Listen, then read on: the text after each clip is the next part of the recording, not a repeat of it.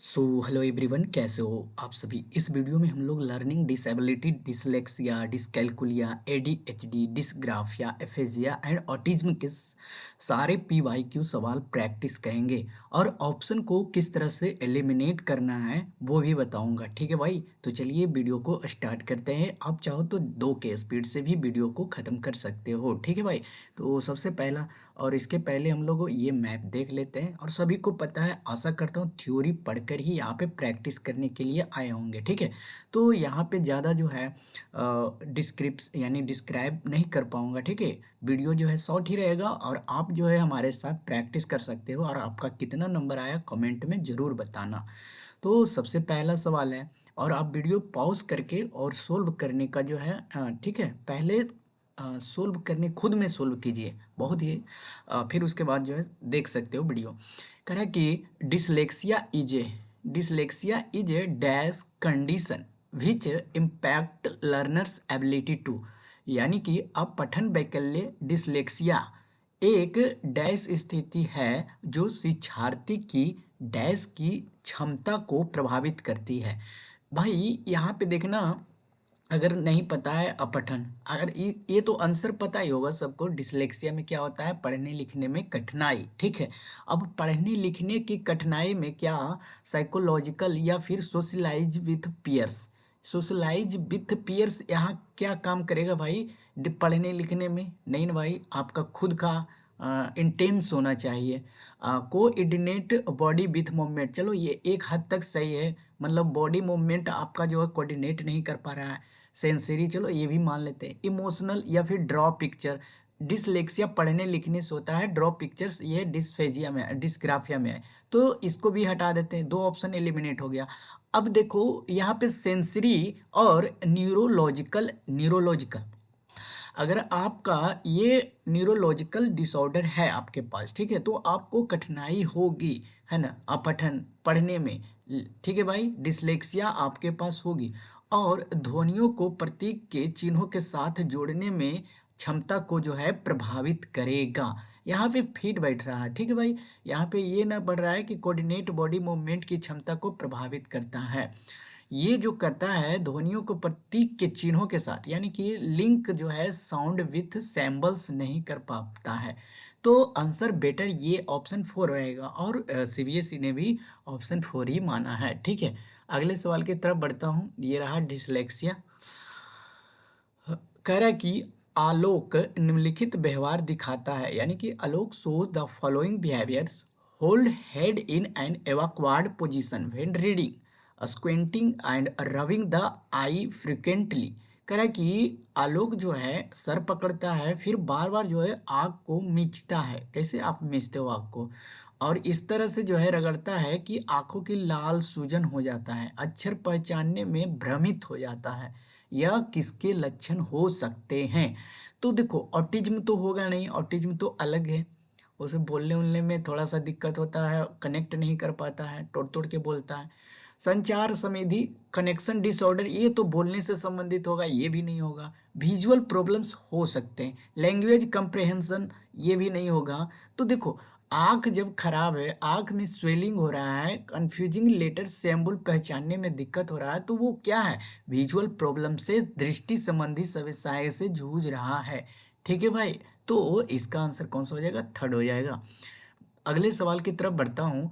Myopia सभी पढ़े होंगे, आपने जब क्लास 10th में यानी कि रिफ्लेक्शन चैप्टर पढ़ रहे होंगे। ठीक है, तो उसमें पढ़े होंगे। ठीक है, मायोपिया, बायोपिया, हाइपर मायोपिया। ठीक है, तो ये मायोपिया क्या होता है और हेट्रोमायोपिया क्या होता है, सभी को पता होगा। Concave lens, convex lens. अब तो ये आँख से ही संबंधित होगा, तो श्रवण तो होगा ही नहीं, मानसिक रूप से होगा ही नहीं, भावनात्मक होगा ही नहीं। आंसर कौन सा बचेगा? दृष्टि बाधिता, यानी कि विजुअली इम्पेयर्ड जो होगा, ये कैटेगरी होगा बच्चों का जो कि मायोपिया से रिलेटेड होगा। ठीक है, अगले सवाल की तरफ।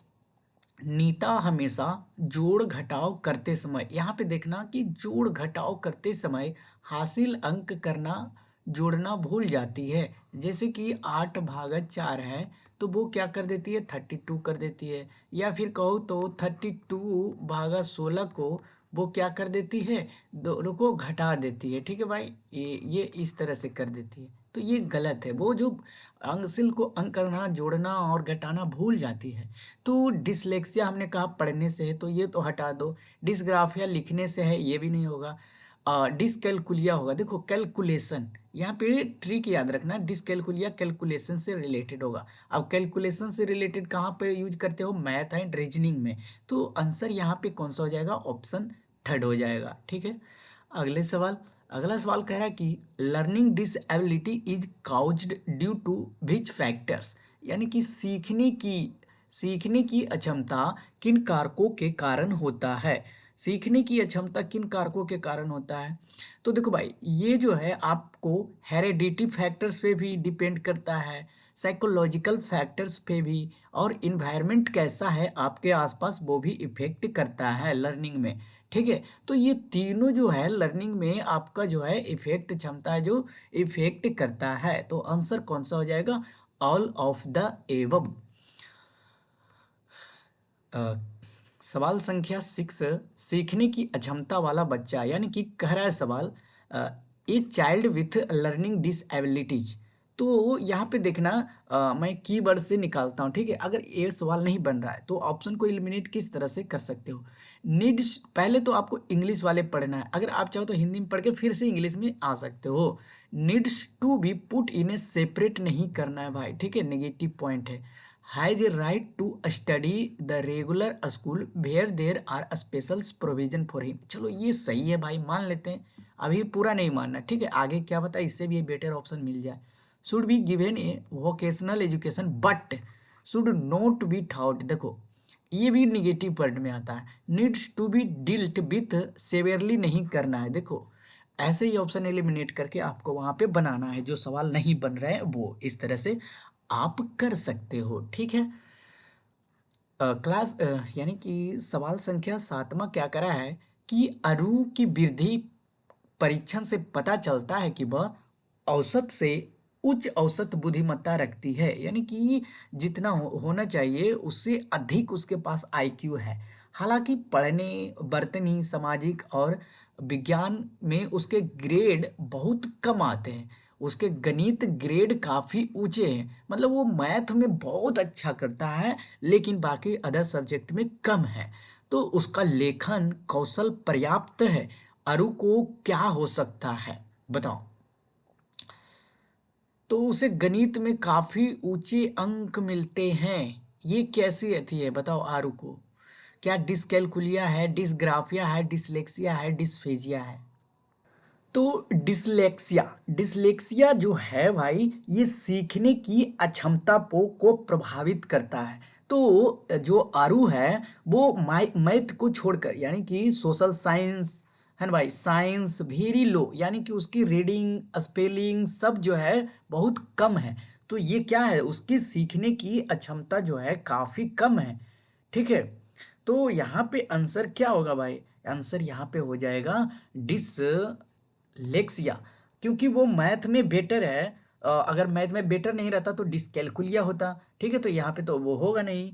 अगर वो लिखने में कठिनाई होता तो उसे डिसग्राफिया होगा, लेकिन वो तो है नहीं। अब डिस्फेजिया क्या होता है, एक एफेजिया, एफेजिया पढ़े हो ना, उसी का पार्ट है। यह जो होता है एक भाषा संबंधी विकार होता है, जो कि आपको बोलने बात करने में जो कठिनाई होती है वो प्रदान करता है डिस्फेजिया। ठीक है भाई, समझ में आ गया। अगले सवाल, अ, अगला सवाल करा कि in the following questions there are two statement regarding autism. अब स्टेटमेंट यहाँ पे दिया गया है ऑटिज्म के बारे में। Autism is a development disability, चलो मान लेते हैं। Autism affect people differently and very varying degrees, यानी कि ऑटिज्म एक विकासात्मक दिव्यांगता है। तो जैसे जैसे आप बढ़ोगे, ठीक है, तो ऑटिज्म वाले बच्चे का जो है यानी कि दिमाग थोड़ा सा, ऑटिज्म लोगों की क्षमताएं जो होती है, उनकी ज़रूरतें जो होती है अलग अलग तरह से होती है, और समय के साथ जो है ये विकसित होते रहती है। तो यहाँ पे विकासात्मक दिव्यांगता है ये कहना सही है। अब कह रहा है कि ऑटिज्म लोगों को अलग अलग अलग डिग्री तक भी प्रभावित करता है। तो भाई हाँ, ये जो ऑटिज्म वाले बच्चे हैं, ठीक है, ये अलग अलग तरह से अलग अलग स्तरों पर प्रभावित करता है, ठीक है, इसलिए कथन बी भी सही है। तो आंसर दोनों ए और बी सत्य है। अगला सवाल 9, Romeo is a boy with ये हेयरिंग, हेयरिंग से यहाँ यानी कि सुनने से, तो यहाँ पे सुनने से क्या होगा भाई, चलो आगे देखते हैं। Impairment, Sonio is a normal boy both get enrol into the same school, what do we call such a type of schools. तो आपने इंक्लूसिव एजुकेशन चैप्टर पढ़े होंगे, उसमें जो इसमें सवाल करा कि रोमियो जो है नहीं सुन सकता है, लेकिन सोनियो जो है एक सामान्य लड़का है, वो सब चीज़ सुन सकता है, देख सकता है, पढ़ सकता है, लेकिन दोनों का दाखिला एक ही स्कूल में होता है, वो विद्यालय क्या कहलाता है, तो इंक्लूसिव एजुकेशन कहलाता है, ठीक है। अगला सवाल है क्लास 10 सॉरी प्रश्न संख्या 10, करा कि which characteristics is a student with attention deficit hyper active disorder ADHD, Glenn Phillips देखे होंगे, क्रिकेट के प्लेयर हैं, उनको ये बीमारी है, लाइकली टू हैव, तो उसमें क्या होता है, तो देखो tendency to sit and work quietly, नहीं भाई, वो तो देखा गेन फ्लिप्स को कभी चैन से बैठते देखा ही होगा नहीं। Tendency to get distract easily, हाँ भाई ये सही होगा। Tendency to listen to other carefully for long, ये क्षमता नहीं होता है। Ability to read long passage, ये भी नहीं होता है, मतलब वो हमेशा इधर से इधर विचलित होते रहता है, ठीक है, तो ये होगा आंसर ऑप्शन इसका बेटर होगा। सवाल संख्या 11, to support inclusion of studying having dyscalculia it is important to, यानी कि डिसकैलकुलिया से है लक्षण से बच्चे जो है यानी कि डिसकैलकुलिया से पीड़ित छात्रों को शामिल करने में सहायता के लिए क्या महत्वपूर्ण हो सकते हैं, तो कार्य पूरा करने के लिए सख्त, भाई यहाँ पे देखो स्ट्रिक्ट निगेटिव पॉइंट है, हटा दो। Provide a visual calculator and math app to a student, ये सही होगा, कैलकुलिया से है तो इसलिए उसे कैलकुलेटर और जो है मैथ्स के कुछ एप्लीकेशन प्रोवाइड कर सकते हो। Include additional content to overshadow relevance in context, गदा ए रिलीवेंस, यानी कि पाठ संदर्भ में प्रासंगिकता को उजागर करने के लिए अतिरिक्त सामग्री शामिल करें, नहीं। ओनली नहीं, स्टैंडर्डाइज नहीं, तो आंसर कौन सा हो जाएगा भाई, ऑप्शन 2।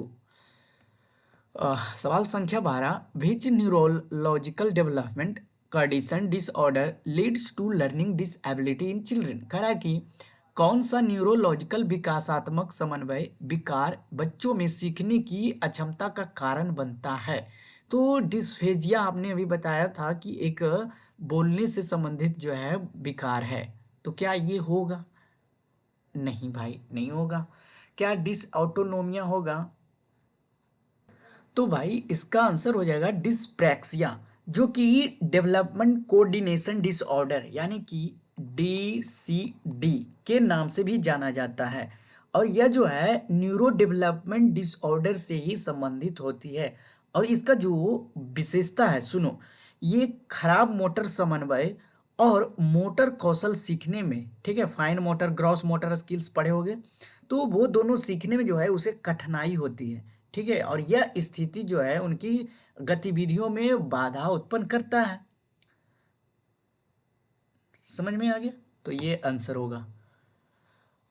ये देखो अच्छा सवाल है, अगर नहीं बन रहा है तो मैं बताता हूँ।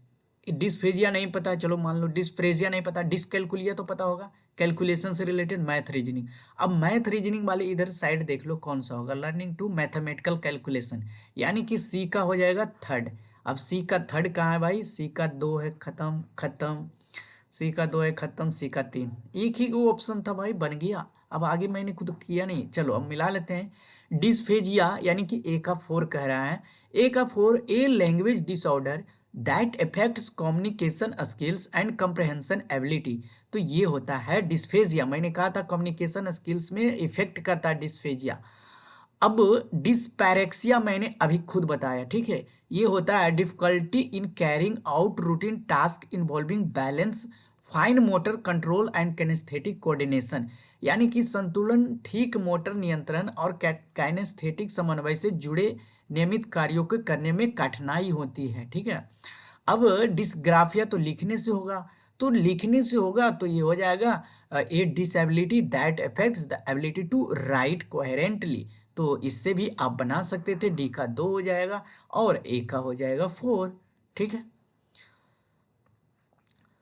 सवाल संख्या 14, विच of the following is not the characteristic of learning disabled children. निम्नलिखित में से कौन से सीखने में अक्षम बच्चों की विशेषता नहीं है। तो देखो, emotional instability, disorder of attention, आवेग, ये सब तो होता है लेकिन अवधारणात्मक प्रभावशीलता नहीं होता है। ठीक है। सवाल संख्या 15, what is the most heavily associated characteristic of bipolar disorder among children. यानी कि बच्चों में द्विध्रुवी विकार के सबसे अधिक जुड़ी विशेषता क्या है। तो ये समझो कि बाईपोलर डिसऑर्डर में क्या होता है। बाईपोलर, तो बाईपोलर वैसे लोग होते हैं जिनका मूड जो है हमेशा स्विंग करते रहता है। ठीक है, अचानक स्विंग कर जाता है, तो ये एक्सट्रीम मूड चेंजिंग होगा। ठीक है, यहाँ पे मूड चेंजिंग से रिलेटेड याद रखना। अगला सवाल है 16, which one of the following person is not responsible for identifying learning disabilities. निम्नलिखित में से कौन सा व्यक्ति सीखने की अक्षमता की पहचान के लिए जिम्मेदार नहीं है।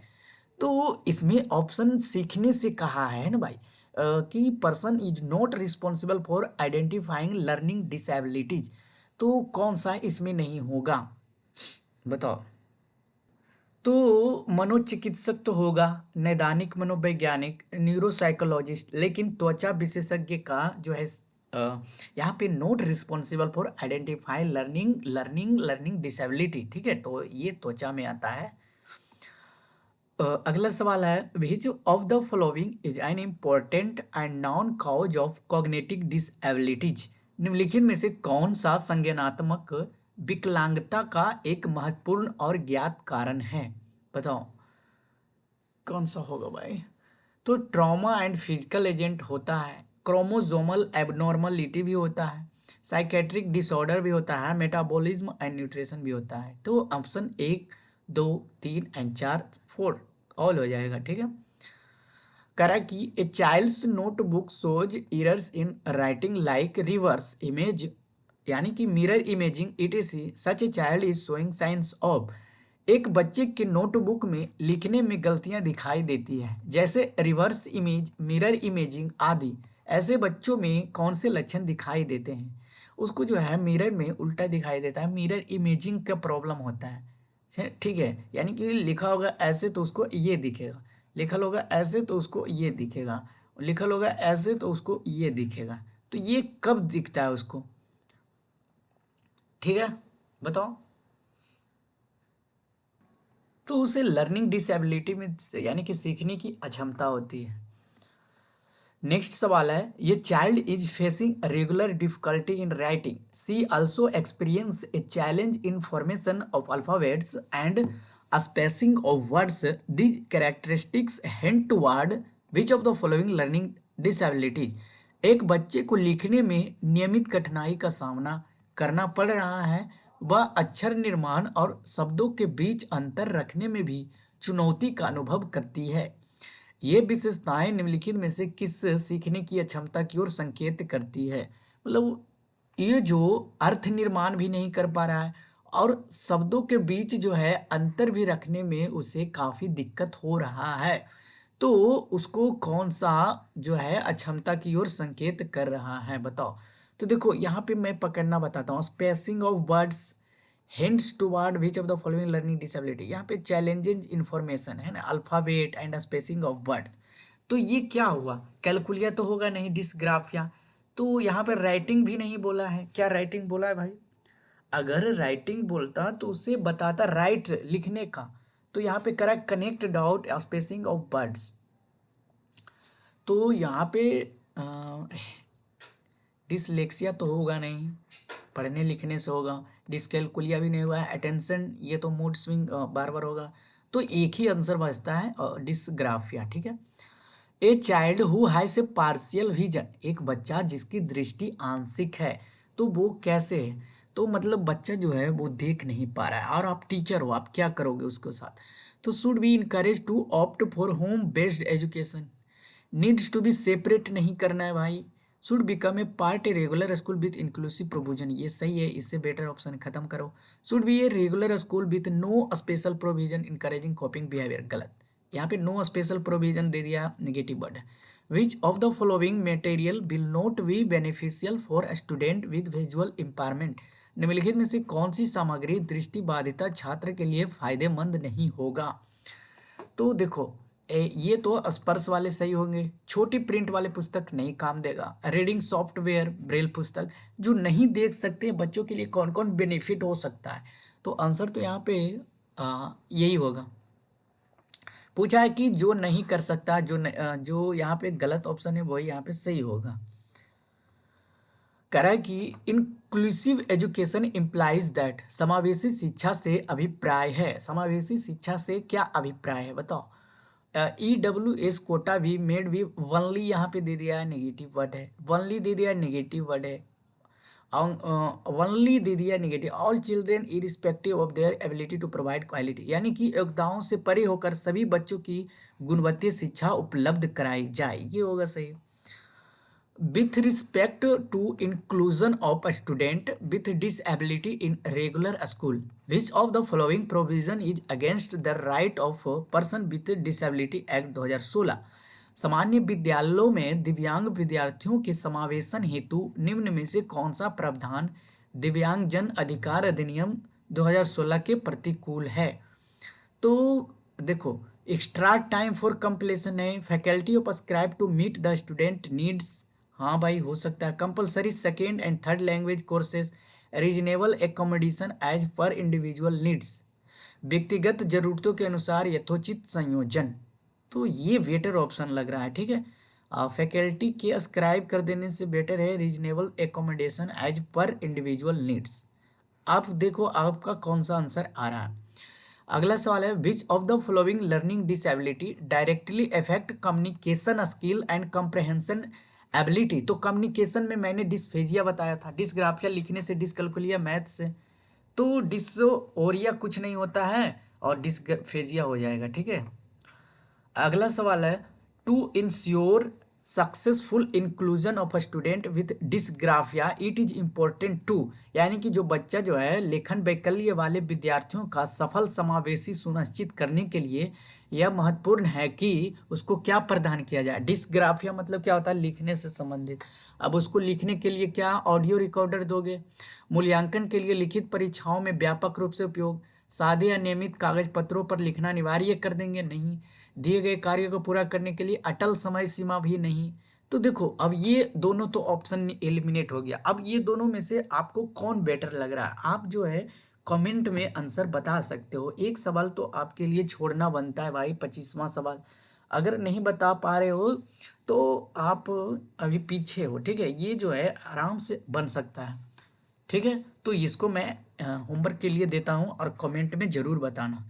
और सारे वीडियो आप प्ले लिस्ट वहाँ पे बना दिया हूँ, उसका थ्योरी पेडागोजी सारे पेडागोजी पढ़ा चुका हूँ, वहाँ पे आप देख सकते हो, ठीक है।